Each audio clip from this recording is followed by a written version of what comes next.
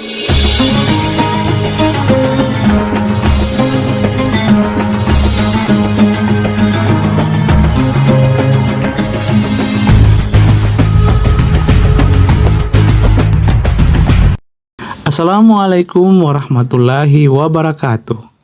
Apa kabar semua? Semoga selalu diberikan kesehatan anak-anak sekalian. Islam adalah agama rahmatan lil alamin, rahmat bagi seluruh alam dan isinya, yang cinta kedamaian untuk meraih hidup yang baik, baik di dunia dan akhirat. Menjaga tingkah laku dan hubungan baik dengan sesama manusia. Dalam berhubungan dengan Allah Subhanahu wa Ta'ala, salah satunya kita harus menjaga adab atau tata krama saat berdoa kepada Allah Subhanahu wa Ta'ala. Adapun dalam hubungan sosial terhadap sesama manusia, harus menunjukkan etika yang baik, sopan dan santun, dan berakhlakul karimah. Dengan hubungan yang baik, hidup akan menjadi tentram, aman, dan bahagia.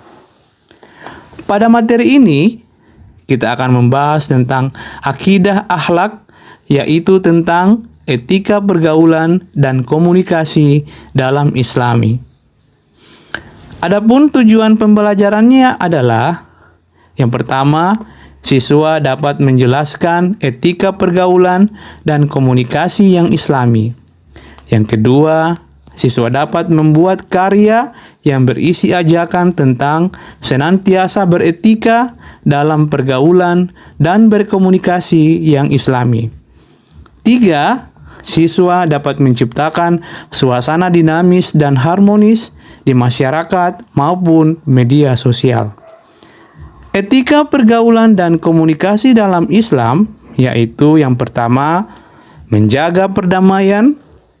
Menjaga perdamaian merupakan salah satu perintah Allah Subhanahu wa Ta'ala kepada umat manusia agar tercipta hidup yang harmonis. Allah Subhanahu wa Ta'ala sangat melarang umat Islam untuk berpecah belah dan menjauhi perpecahan. Allah Subhanahu wa Ta'ala juga memerintahkan umat muslim mendamaikan orang yang sedang bertengkar atau berselisih. Kedua, menciptakan persaudaraan. Dalam Islam, hubungan antara sesama terjalin layaknya saudara.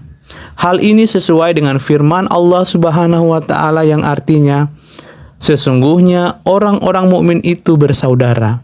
Karena itu, damaikanlah kedua saudaramu yang bertikai dan bertakwalah kepada Allah agar kamu dirahmati. Al-Quran Surat Al-Hujurat ayat 10. Ketiga, tidak menghina, mencela terhadap sesama umat Islam. Allah Subhanahu wa Ta'ala memerintahkan kepada hambanya untuk tidak saling menghina.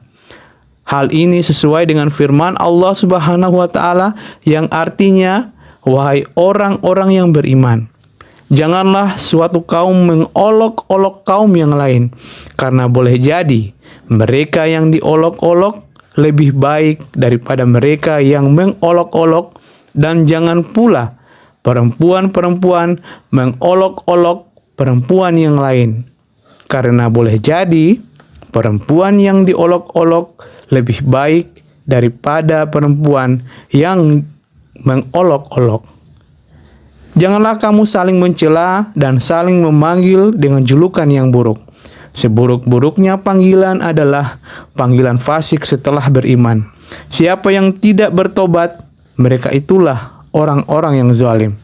Al-Quran Surat Al-Hujurat ayat 11.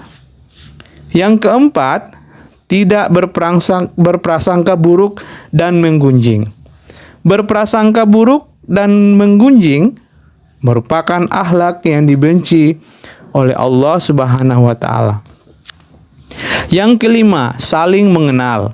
Manusia yang diciptakan oleh Allah Subhanahu wa Ta'ala terbagi atas macam suku dan bangsa. Hal itu agar manusia dapat saling mengenal.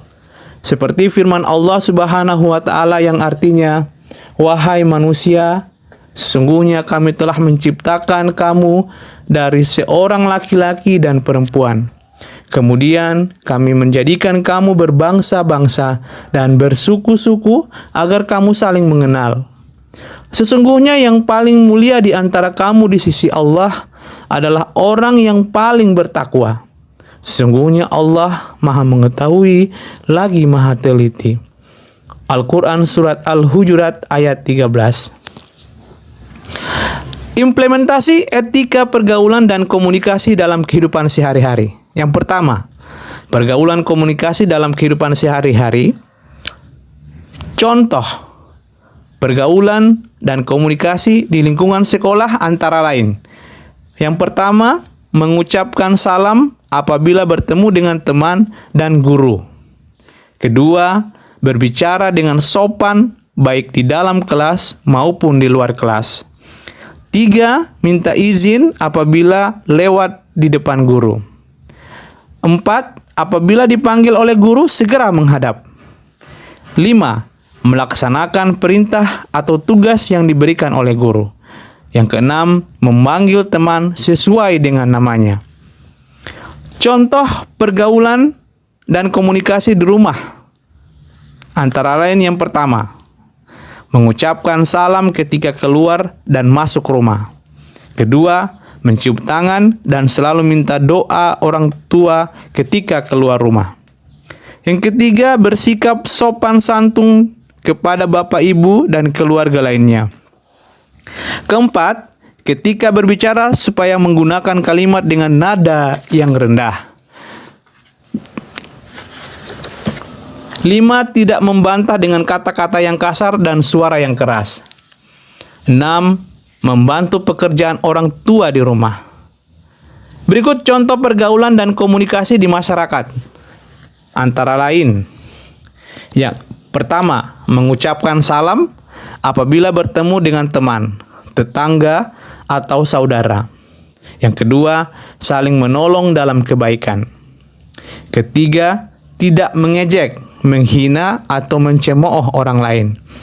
4. Menjauhi hal-hal yang menimbulkan perselisihan dan permusuhan. 5. Menghargai teman apapun keadaannya. Yang keenam, memanggil nama teman dengan panggilan yang baik. Kedua, pergaulan dan komunikasi di media sosial. Perlu disadari, media sosial bagaikan dua sisi mata uang. Media sosial dapat bermanfaat apabila digunakan untuk hal-hal yang positif dan dapat merugikan apabila digunakan untuk hal-hal yang negatif. Berikut dampak positif adanya media sosial. Yang pertama, memudahkan interaksi dan komunikasi dengan berbagai orang di seluruh dunia. 2. Mempercepat pemberian informasi dengan jangkauan yang luas. 3. Jarak dan waktu tidak lagi menjadi masalah untuk memperluas pergaulan dan komunikasi. Berikut dampak negatif adanya media sosial, yaitu yang pertama, menurunkan semangat belajar kerja seseorang. 2. Maraknya cybercrime atau kejahatan cyber. Ketiga, komunikasi seseorang menjadi cenderung kaku ketika berkomunikasi secara tatap muka. Yang keempat, informasi hoaks menjadi lebih mudah dan cepat tersebar. Dengan perkembangan media sosial saat ini, sebagai umat Islam yang beriman harus dapat memanfaatkannya dengan cara yang positif. Menjaga tata krama dalam bermedia sosial sehingga tercipta pergaulan dan komunikasi yang islami. Berikut ini merupakan tata krama dalam bermedia sosial. Antara lain sebagai berikut. Yang pertama, bermedia sosial untuk mencari keridhaan Allah Subhanahu wa taala. Yang kedua, ketika berkomunikasi senantiasa menjaga ucapan dan tulisan. 3. Senantiasa merasa diawasi oleh Allah Subhanahu wa taala. 4. Apabila terdapat informasi yang terindikasi hoaks, sebaiknya tabayun terlebih dahulu sehingga tidak merugikan orang lain. 5. Senantiasa memberikan informasi yang baik. Yang keenam, tidak melanggar Undang-Undang ITE nomor 11 tahun 2008. Demikian materi kita hari ini. Semoga bermanfaat untuk anak-anak sekalian. Terima kasih. Wassalamualaikum warahmatullahi wabarakatuh.